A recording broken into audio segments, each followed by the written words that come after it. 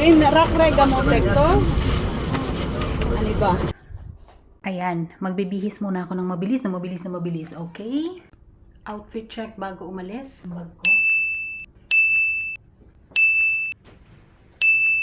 Whee! Ito pa pala, yung relo kong sira na. Sana wag malaglag.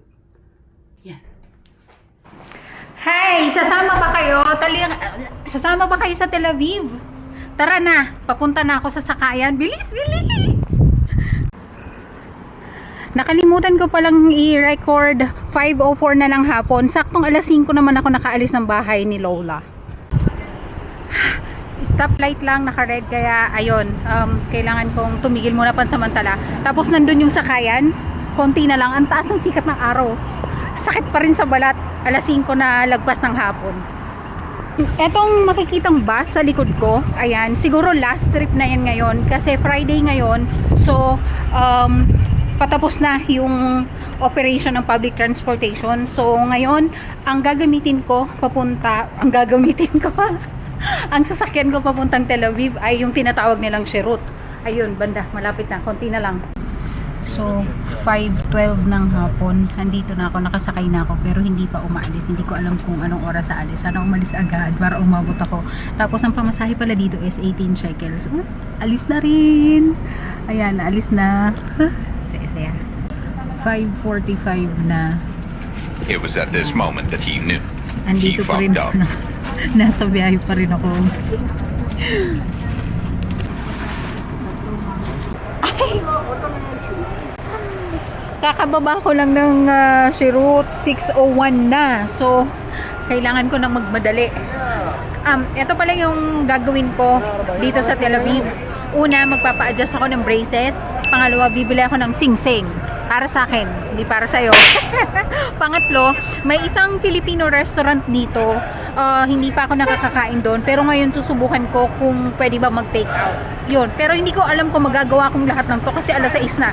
Isang oras na lang. Bali ngayon, ang uunahin ko is yung dental clinic para ma-adjust muna yung braces ko kasi yun ang pinakamahalaga. Hindi kinaya ng 2 oras yung break ko. Super late na ako. Kakalabas ko lang. Kakatapos lang ng dental ko. 8:21 na ng gabi. So over break na ako. Pero nag-chat naman ako kay Lola. So ngayon, pupuntahan ko na lang yung bibilhan ko ng singseng. Tapos uuwi na ako. Super late na. Yon. Na oras nga. Gabi na. Madilim na. Ayan, pauwi na ako. Nakabili na ako ng singseng. Grabe, ngayon na lang ulit ako nakalabas ng Biyernes. Ang last na labas ko pa na Biyernes is September pa last year. So, yun. Ang daming naka-off ngayon. Kaya, maraming mga Pilipino sa labas. Yun. Pauwi na ako kasi wala na akong oras. Super late na ako. At hindi na ako nakabili ng pagkain. So, ayun. Medyo hindi ko in-expect tong ma-overbreak ako. Akala ko kaya ng 2 oras. Hindi, sobra-sobra na. Ay, yon. Pasakay ulit ako ng Sherut dun sa katulad nung sinakyan ko kanina. Yon. Pauwi na ako. Andito na ako sa sasakyan. Sana mabilis lang yung biyahe. Ayan. Ako na lang yung pasahero.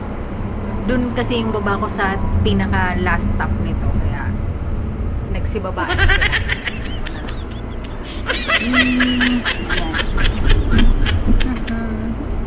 Yan. Lapit na akong bumaba. Super late na. Inabot na ako ng gabi. Lagpas ng alas 9. No, there. Ken. Yes. Inabot na ako ng gabi. Lagpas na ng 9 ng gabi dito. Tudara ba?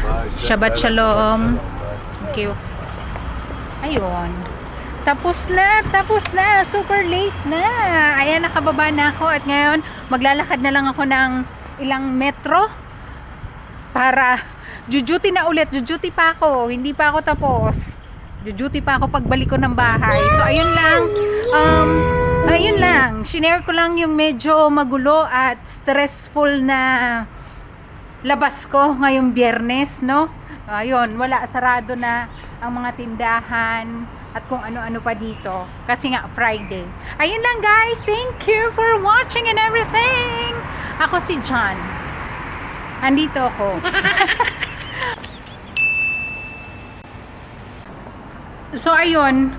Hindi ko nagawa lahat ng plano ko sa dental. Okay, natapos ako. Nakabit na yung postiso ko. Singseng. Nakabili ako ng singseng. Pero, ang hindi ko nagawa is yung bumili ng pagkain dun sa Filipino restaurant na nandun. So, hindi ko yun nagawa kasi nga as in wala ng oras.